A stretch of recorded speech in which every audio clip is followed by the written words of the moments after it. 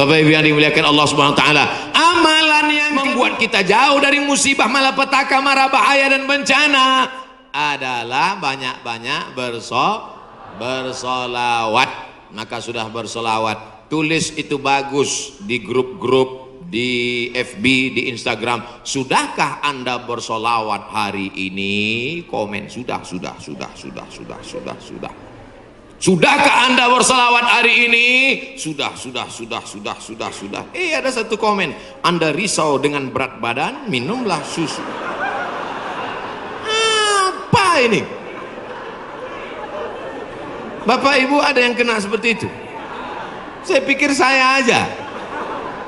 Itu saya selalu buat komen itu. Marilah kita berselawat kepada Rasulullah. Jamaah komen, Allahumma sholli ala sayyidina Muhammad, Allahumma sholli ala Muhammad, Allahumma sholli ala Muhammad. Ada satu, Anda terlalu kurus, minum susu ini. Saya pikir yang dapat cuma saya. Iklan-iklan aja, tapi selawat dulu. Betul?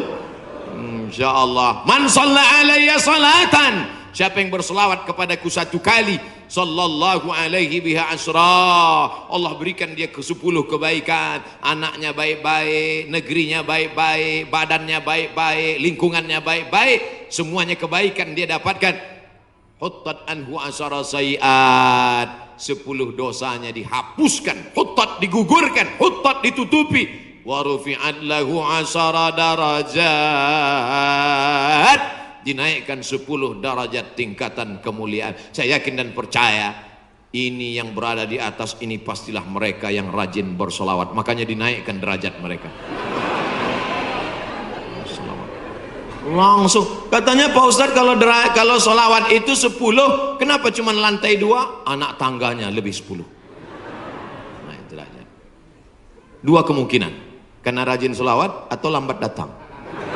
Oh tidak, karena di sini perempuan dimuliakan. Siapa yang mengatakan perempuan dihinakan? Siapa yang mengatakan perempuan tak boleh masuk tempat ibadah? Justru di tempat kami Ustadz, perempuan dimuliakan, diletakkan di tempat yang tinggi. Betul? Ini bagus. Arsitek-arsitek yang mau bangun masjid, tiru Masjid Al Hasan Bumi Panyawangan, Dewan Kemakmuran Masjid Al Hasan Bumi Panyawangan. Tiru masjid ini. Ini bagus, karena kadang ada dibuat perempuan di belakang, perempuan di atas. Karena kalau dibuat di perempuan di belakang, itu anak-anak muda yang di belakang itu lain bunyi aminnya. Ghairil maghdubi alaihim waladdallin. Amin. Rupanya ada anak gadis di belakang. Perempuan bagus di atas.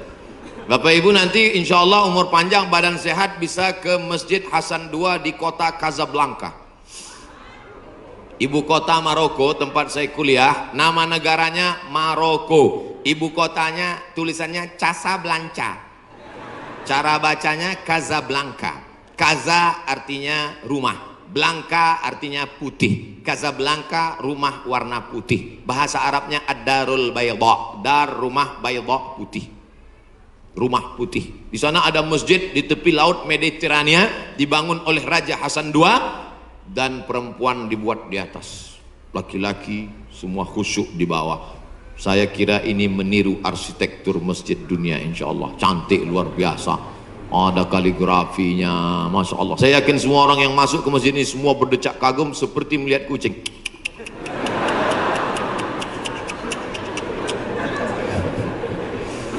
Bapak Ibu yang dimuliakan Allah Subhanahu wa taala, ketika ada 2 orang bertemu bersalaman, Allahumma sholli ala Muhammad. Kenapa 2 orang ini bersalaman kok bersolawat? Karena kata Nabi, majlis yang tidak diisi solawat, majlis itu menjadi majlis antanajifah, majlis bangkai, majlis busuk, majlis berbau, majlis berulat. Majlis kita ini menjadi majlis bangkai, busuk, berbau dan berulat. Makanya pembawa acara, protokol, tokoh masyarakat ketika memberikan kata sambutan, Alhamdulillahirrabbilalamin, wassalatu wassalamu ala ashrafil anbiya wal mursalin. Dia menyampaikan solawat. Khatib naik ke atas mimbar. Mana mimbarnya? Khatib naik ke atas mimbar hari Jumat. Alhamdulillah, wassalatu wassalamu ala Rasulillah. Maka dengan itu cukuplah rukun khutbahnya menurut mazhab Syafi'i. Salawat jangan main-main. Doa tidak akan sampai ke langit. Doa tergantung antara langit dan bumi kalau tidak menyebut namanya. Makanya dalam doa, a'udzubillahi minasyaitonirrajim, bismillahirrahmanirrahim, alhamdulillahirabbil alamin, wassalatu wassalam ala asyrafil anbiya wal mursalin. A'udzubillahi minasyaitonirrajim, innallaha wa malaikatahu yusalluna 'alan nabi. Ya ayyuhalladzina amanu, hai orang beriman, sallu alaihi, berselawatlah kamu kepadanya, wasallimu taslima. Sahabat semua tahu cara bersalam. Assalamualaikum ya Rasulullah, assalamualaikum ya Habibullah, assalamualaikum ya khaira khalqillah, assalamualaikum ya safwatallah, assalamualaikum ayyuhan nabiyyu wa rahmatullahi wa barakatuh. Kaifa nusalli alaika? Kami sudah tahu cara bersalam. Bagaimana cara kami berselawat kepadamu? Nabi mengajarkan, Allahumma salli ala Muhammad wa ala ali Muhammad. Tidak ada sayyidinanya. Tapi dalam hadis lain Nabi berkata, ana sayyidu waladi Adam. Ana, saya, sayyidu, pemimpin, waladi Adam, semua anak cucu keturunan Adam, aku pemimpinnya. Maka saya merasa nggak sopan kalau nggak nyebut nama dia pakai Sayyid. Maka saya katakan, Allahumma salli ala Sayyidina Muhammad. Tapi saya nggak pernah nyalahkan yang nggak pakai Sayyidina. Tiba-tiba ada satu kiai ustadz ceramah, Allahumma salli ala Muhammad. Salah. Tapi saya merasa saya bersopan santun. Protokol memanggil. Berikut ini, mari kita panggil penceramah kita hari ini yang akan menyampaikan tausiah. Mari kita dengarkan bersama. Yang akan menyampaikan tausiah di masjid kita adalah Somad.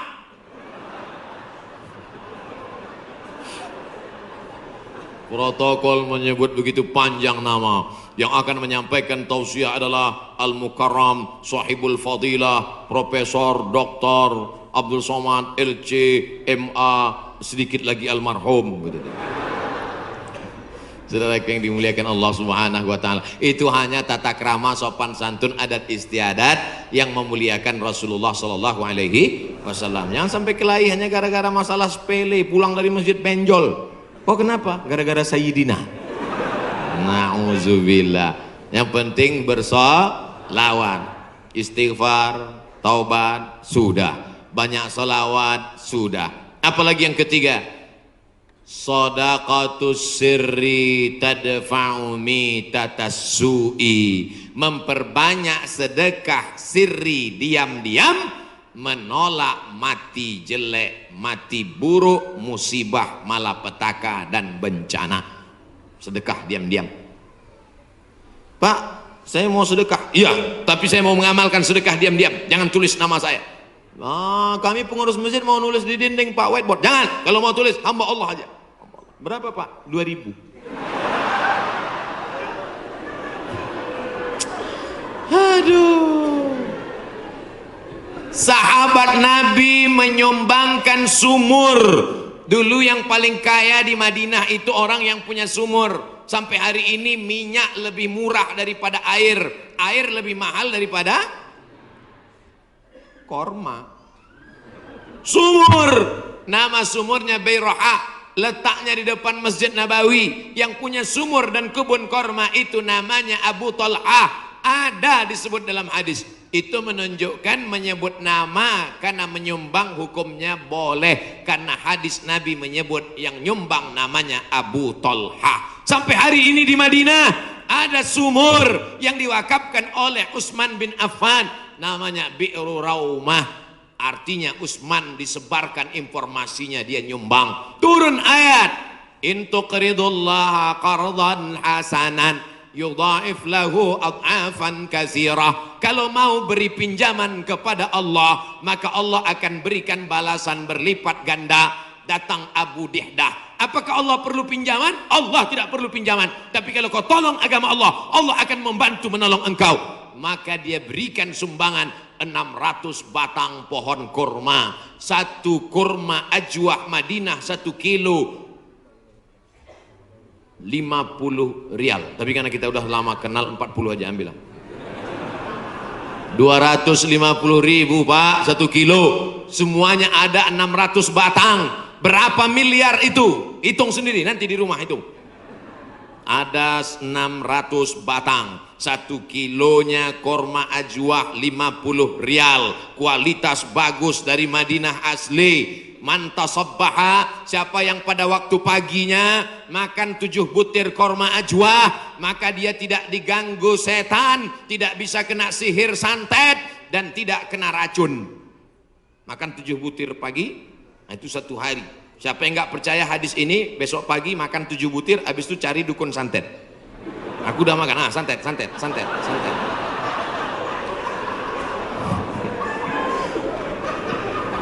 Mohon maaf ya, Bapak Ibu yang dimuliakan Allah Subhanahu wa Ta'ala. Makanya kita kalau mau tolak bala, menolak musibah, di kampung saya ada namanya istilah sedekah tolak bala. Di tempat Bapak Ibu ada? Ada. Oh ternyata sama. Sedekah tolak bala, menolak bala, menolak musibah. Makanya orang kita paling banyak sedekah pas mau bulan suci Ramadan. Ini sudah masuk bulan Rajab ini. Habis Rajab nanti bulan Sya'ban, ngundang anak yatim. Anak yatim nanti datang ke rumah ya, kami mau sedekah tolak bala musibah. Ya, datang anak yatim jam 5, disuruh baca Yasin 3 kali. Fasubhanalladzi biyadihi malakutu kulli syai'in wa ilaihi turja'un. Shadaqallahul azim. 2 kali lagi. Akhirnya baca lagi sampai jam 5.45. Shadaqallahul azim. Tahlilnya belum. Afdalu zikri fa'lam annahu la ilaha illallah. Semangat anak yatim. Datang angin berembus kencang, menghembus koran penutup piring, rupanya mie. La ilaha illallah. Mie-nya mihon kecil. Begitu selesai baca doa, dimakan mie pedasnya minta ampun. Sampai ke rumah mencret 3 hari. Ini bukan sedekah tolak bala, sedekah ngundang bala. Orang Mesir bersedekah tidak formal-formal seperti kita. Kami dulu waktu kuliah di Mesir, datang orang Mesir pas di bis, dia tanya, Asyawi? Asyawi maksudnya orang Asia. Dia curiga dia susah membedakan, saya dilihatnya seperti Eropa kan. Terus dia tanya, anta Asyawi? Anta Janub Syarq Asia? Janub Syarq Asia artinya Asia Tenggara. Anta min Janub Syarq Asia? Ya, Indonesia wala Malaysia wala Thailandi. Dari Malaysia atau Indonesia, Thailand? Indonesia. Tapi dia mudah membedakan. Karena kalau anak-anak dari Brunei itu pakai sepatu rapi. Kalau Indonesia pakai sandal jepit. Krisis moneter 97-98. Ketika itu harga $1 20.000. Susah. Maka langsung orang Mesir ngambil dompet, ngeluarin 200 pon, dia kasih. Khud miten gini, ini ambil 200 pon, nanti makan sama teman-teman buka bersama ya. Gitu sedekahnya. 30 hari selama bulan Ramadan di Mesir, tahun 99 30 hari, tahun 2000 30 hari, tahun 2001 30 hari, tahun 2002 30 hari. 4 kali Ramadan nggak pernah masak buka puasa. Sedekah orang Mesir itu luar biasa. Kalau orang Makkah, orang Madinah banyak sedekah biasa. Karena orang Makkah Madinah itu kaya-kaya, karena banyak minyak, digali tanah keluar minyak. Tapi Mesir miskin, sama seperti kita, susah, tapi sedekahnya luar biasa. Itu bulan Ramadan ada namanya Maidatur Rahman. Maidah meja makan, Rahman meja makan Tuhan. Kenapa? Karena nggak diketahui entah siapa yang nyumbang. Jam 6 sore anak Indonesia sudah duduk manis. Setiap 3 hari tukar menu, 3 hari tukar menu. Hari pertama ayam. Ayam itu potongnya cuma 2 kali saja. 1, 2, 1, 2, seperempat, seperempat, seperempat, seperempat, seperempat. Mau paha atau dada, seperempat, seperempat, seperempat. Bukan seperti tempat kita, ayam itu dipotong.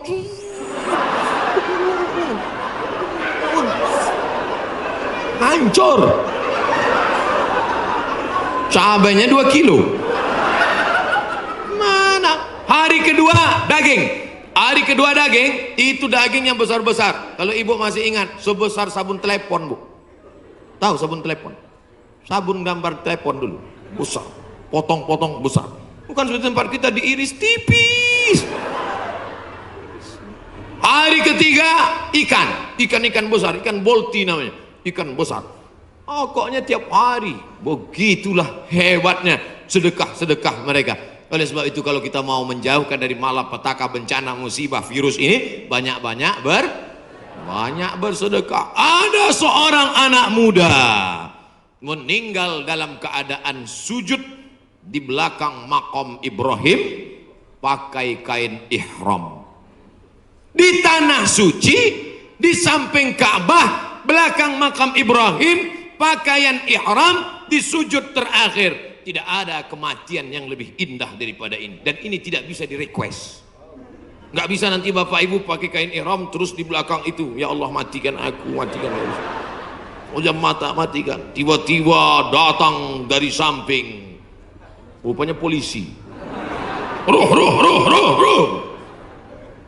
Siapa ini yang meninggal bagus sekali posisinya? Apakah dia ulama? Bukan. Semua orang heran. Siapa ini? Akhirnya mereka datang ke rumah ibunya. Bu, iya, itu anak ibu. Iya, dia ulama. Enggak. Apa amalnya? Saya pun nggak tahu. Seminggu setelah itu datang seorang ibu membawa anak yatim. Ibu itu berkata, inilah anak muda yang selalu membagi sepertiga gajinya untuk membantu anak yatim. Makanya nanti ibu, mana tahu suami ibu meninggal, seminggu setelah itu datang janda. Itulah tanda husnul khotimah. Inilah yang selama ini memberi setengah gajinya untuk anak yatim, dan ini surat nikahnya.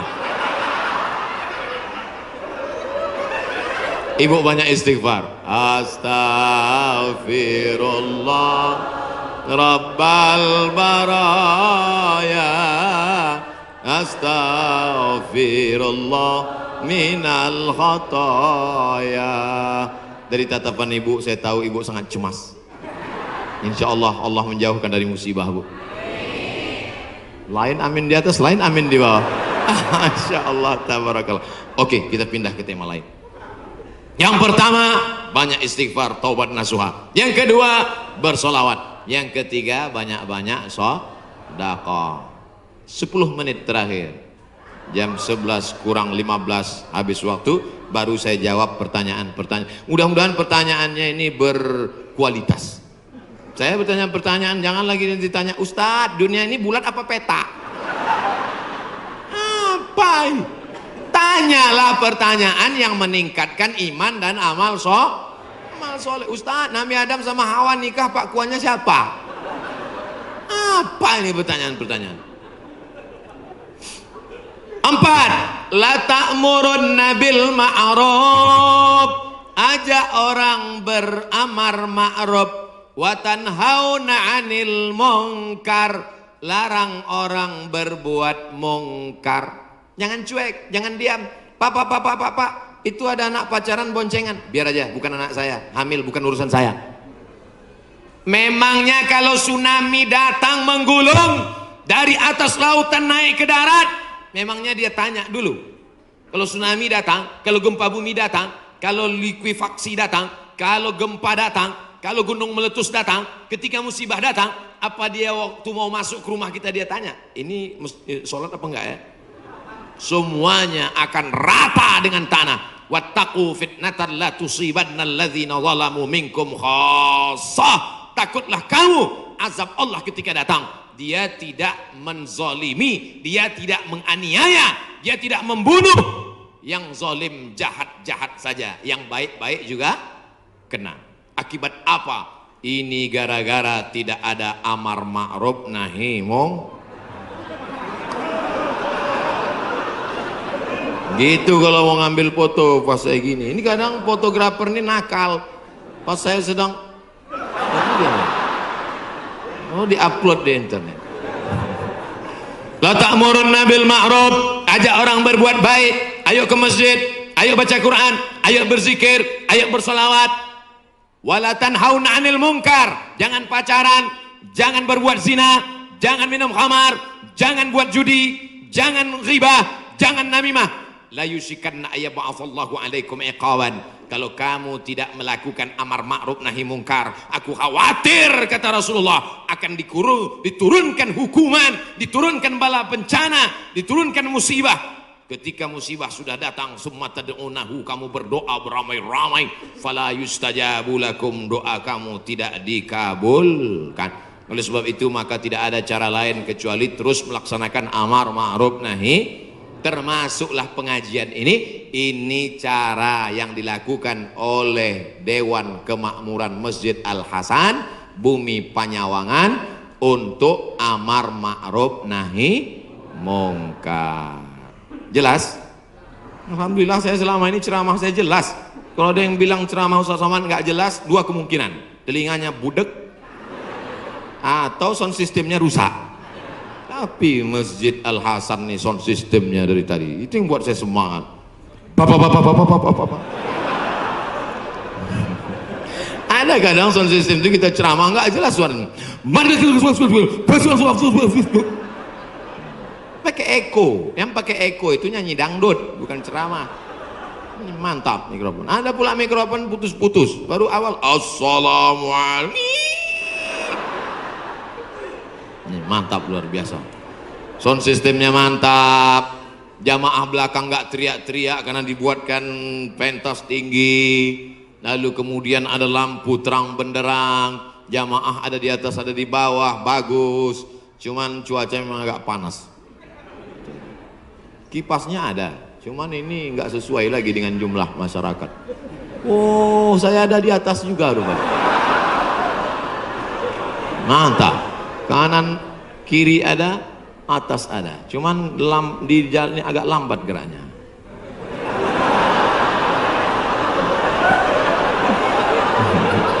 Bapak Ibu yang dimuliakan Allah Subhanahu wa taala. Ada himbauan dari Majelis Ulama Indonesia untuk mencegah virus corona supaya kita banyak-banyak berwudu dan baca kunut. Kok Ustadz Somad nggak ada nyebut yang 4 tadi? Pertama, tobat nasuha. Yang kedua, solawat. Yang ketiga, sedekah. Yang keempat, amar ma'ruf nahi mungkar. Kok nggak sama dengan MUI Ustadz? Berwudu. Tadi kan kita bahas sholat taubat. Mungkinkah orang sholat taubat nggak pakai wudu? Jelas? Jadi jangan nanti katakan Abdul Somad melawan MUI. Orang saya anggota Komisi Fatwa MUI Provinsi Riau. Lalu kemudian tentang kunut. Kunut ada namanya kunut witir, ada namanya kunut subuh, ada namanya kunut nazilah. Nazilah untuk menolak bala selama 1 bulan. Nabi baca kunut nazilah untuk menolak, angkat tangan. Kunutnya panjang. Allahumma dafa'anna al-ghala wal waba wal fahsya wal riba wal zina ma dhahara minha wa ma batan.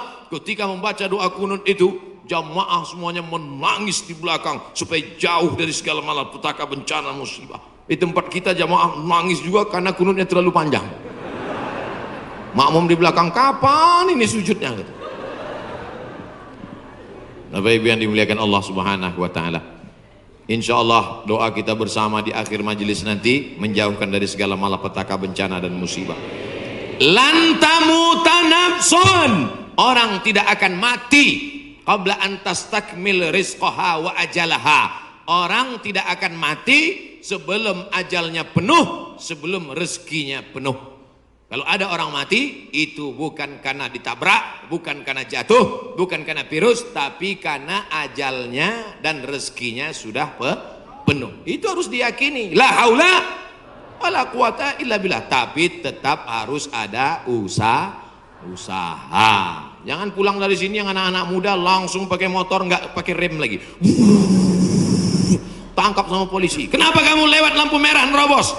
Lan tamuta nafsun qabla an tastakmil rizqaha wa ajalaha. Orang tidak akan mati sebelum rezekinya penuh dan ajalnya penuh. Kata Pak Polisi, saya juga hadir ceramah tadi.